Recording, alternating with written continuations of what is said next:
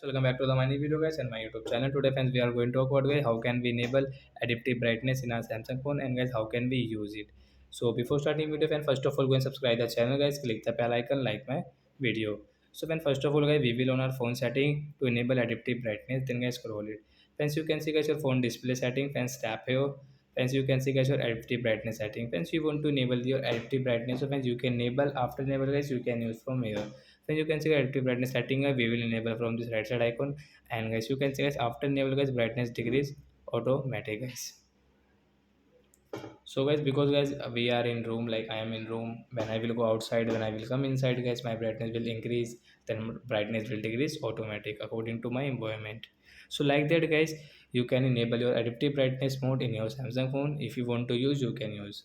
So that's it guys, thanks for watching the video friends. We will meet on next video guys with new topic. Before going guys, please go and like the video, subscribe the channel. Bye guys.